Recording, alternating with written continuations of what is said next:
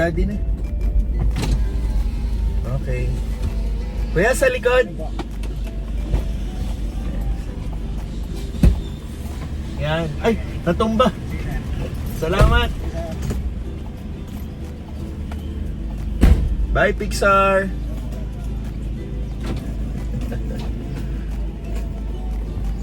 Alright.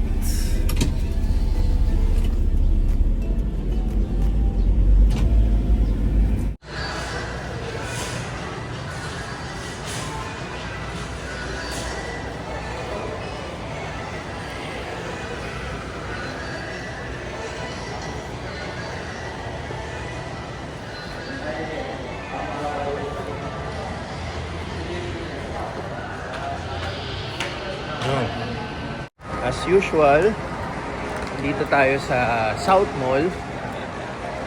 Kanina nag-workout tayo, sabay kami ni Teens.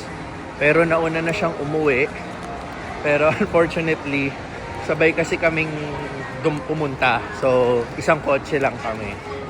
And then, nauna siyang umuwi, meaning, magko-commute na lang ako pa uwi. Nagpaiwan ako kasi gusto ko pang maglakad-lakad dito sa mall.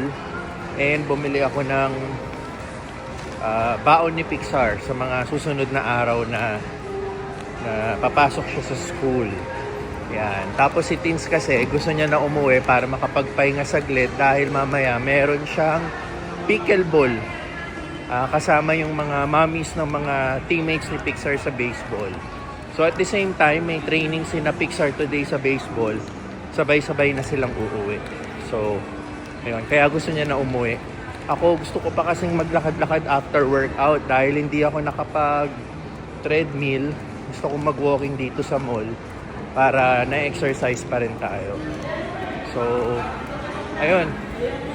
Tricycle na tayo pa uwi.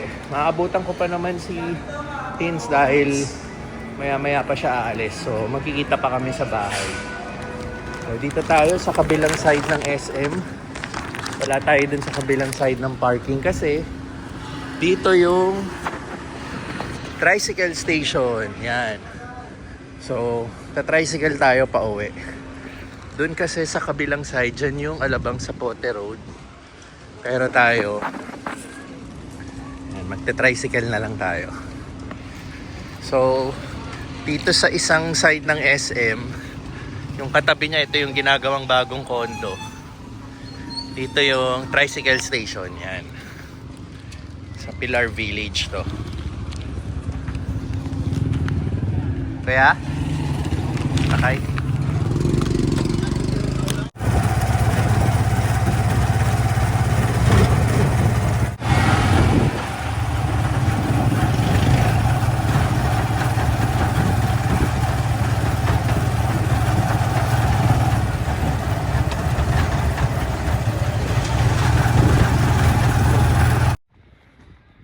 Lapit na tayo. May hangganan lang kasi yung tricycle dun sa SM. Hindi siya sagad hanggang dito sa amin. So kailangan ko pa maglakad. Uy, dahan-dahan kayo. Mapilal kayo dyan. Mga bata. Kuha ng mangga. Di.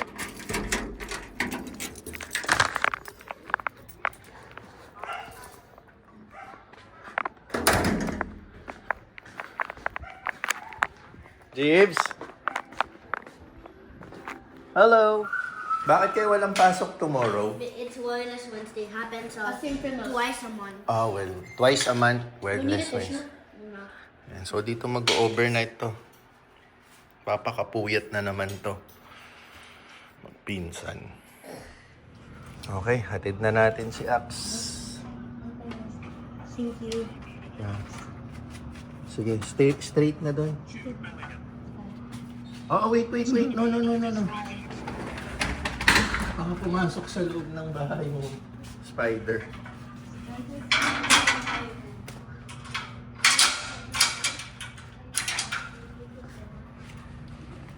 Dyan lang muna kayo. Chi! Tara! Let's go, guys. Is Papa Eddie coming back tomorrow? Tomorrow, yeah. Yeah! Army Navy. I think Papa Eddie, I wanna I think Papa Eddie will sleep tomorrow in your house. Okay. I wanna go to Army Navy with Papa Eddie. Oh, yan. Pa, narinig mo. Okay. Nakatid na natin to and deliver tayo itlog. May mga gagawin din tayo today.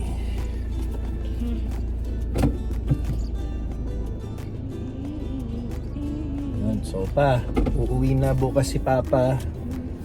Inaantay ka na ng mga apo mo. Mukhang gagala na naman kayo.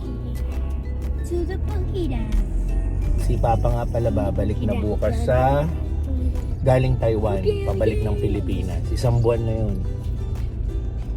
So tayo ngayon, ang mga gagawin natin is ihahatid na natin tong pamangkin ko. And then ito naman ihahatid ko sa lolo't lola nila sa side ni Teens. Di-deliver tayong itlog at maglilinis tayo ng bungalow. Kaya kasama ko si Richie. Yan. So, yun ang mga activities natin. And then, mag-workout tayo. Hindi mawawala yun. Dahil meron naman tayong oras mamaya. Hindi mo na to. What time did you sleep last night pala? Yeah. Like 11:30. Yeah. Wow, okay. Wala naman pasok. And we woke up at 6:30. Oh my God. Pag wala talagang pasok, nagpupuyat eh. 11:30 na nakama. Oh, bago na naman ng iba-iba na yung... Si Chris na lang ang ano eh, no? Kapalitan eh. Okay. I never said that this sound. Ayun siya, ano lang yun? Relievo. Relievo lang yun. Ano lang. Pero yung isa, yung may ano Yun, dito, yung ano dyan eh, kapalit niya, ano, Catherine. si Catherine daw kasi hindi na absent. Oh, dyan. Hindi magpaalam, sir.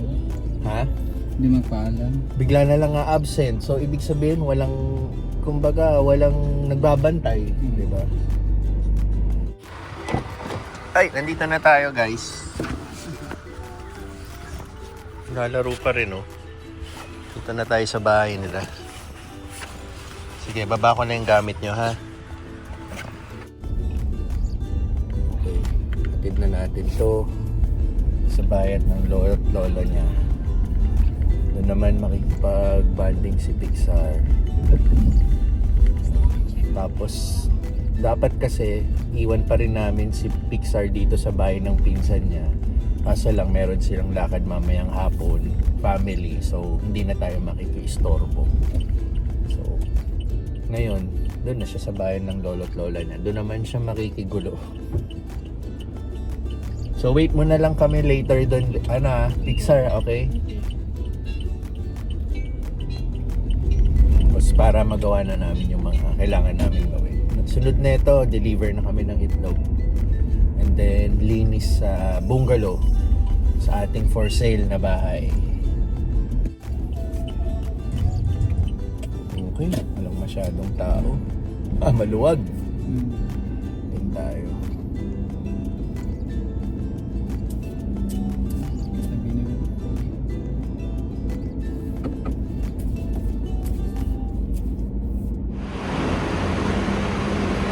Diyan ka na.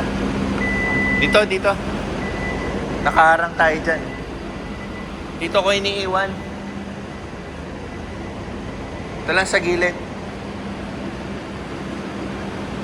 Yan. Wala masyadong kotse ngayon, no? Minsan yan, gantong oras, puno yan eh. Dito, puno hanggang dun. Kaya minsan dun ako nagpaparada sa dulo, lalakarin ko pa eh. O kaya minsan dun sa kapila. Kaya umaabot nga ako minsan dun nagpaparada eh. Pag puno to. Ito na. Tulungan mo na lang, Chick. Pero binigyan pa rin tayo, di ba? Pwede naman nila... Kasi baka sa isang taon, Pwede naman Bagong- nila ano yan eh. Pwede naman nilang huwag tayong bigyan eh. sa kanila na yan eh. Oo. Kaya nga pala. Deliver na kami ng itlog. Binigyan kami ng tip. Restaurant tip daw. Hinatian kami. Yung buong tip ng ng restaurant, sila-silang mga crew waiter, tapos tayo nagdi-deliver ng itlog.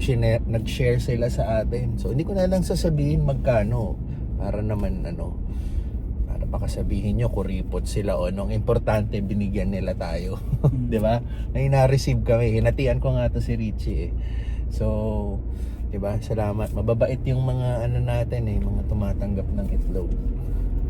Yan. So, na kami ngayon? Punta na kami sa bungalow house. Maglilinis na si Richie doon. Okay, yan. Yan ang sinasabi kong mga kalat. Linis time ulit si Richie. Pati yung mga banyo, lilinisin niya ngayon. Mga banyo sa loob. Ultimo dito ito sa kalye. Kasi nanggagaling talaga sa kapitbahay yung yan. Yung daan na hangin dito. Kaya dapat pag binili talaga tong bahay, dapat may screen yan para hindi na pumapasok yung mga dahon. Dito, konting linis. Ito yung tinanim ni Richie na snake plant. Buhay na buhay pa rin. Low maintenance. Except lang to. Chi, medyo namatay na tong isang halaman, no? Etong isang snake plant dito. So ito, puno rin. Ito, parang mamamatay na siya. Pero ito, malulusog pa Ito, sa dulo. Kita mo? Ayan. So, buksan ko lang din yung bahay para makapaglinis ng banyo. Ito, sinasabi ko, yung restroom dito, natutuyo kasi yung tubig Yan, ito. Linis lang naman, alikabok. Okay, buksan ko lang yung bahay.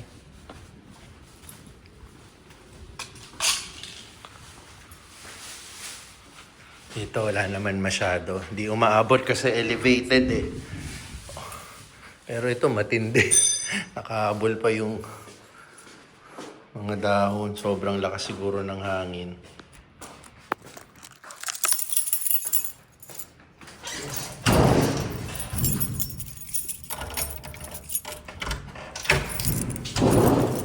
Okay. Kahit dito, Chia, mga banyo, ikaw na bahala.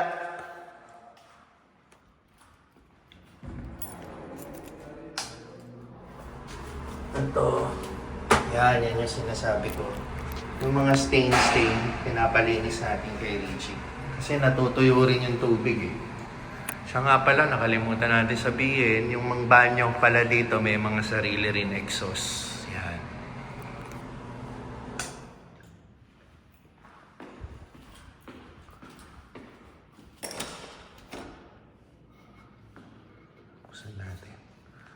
So, again, ito nga po pala yung bungalow house for sale natin. Naka-post po to sa mga social media pages natin. And naka-flash na rin po sa screen yung phone numbers para sa mga interesado.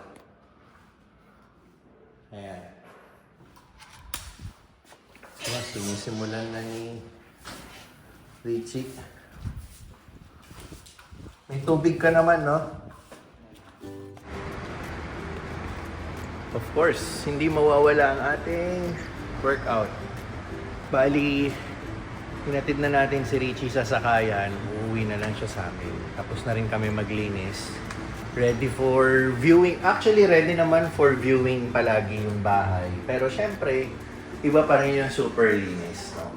So, hindi naman kasi natin araw-araw na pupuntahan yung bahay. Kaya, yun, nakapasok yung mga dahon-dahon and alikabok. Kahit sa ang bahay naman, di ba, inaatake tayo ng mga alikabok. Kaya kailangan regular ang paglilinis. Which is tayo naman, ginagawa naman natin yung paglilinis sa bungalow once or twice a month. So, ngayon, workout na tayo. Natapos na natin yung mga gawain natin today. And then tomorrow, back to busy na naman tayo dahil ready, hit, go. Magluluto si Chef Ed. On Friday, tomorrow, palengke day, grocery day. Ayan, tapos asikaso rin tayo kay Pixar, may training siya sa baseball. So yun ang madalas nating routine, paulit-ulit lang naman tayo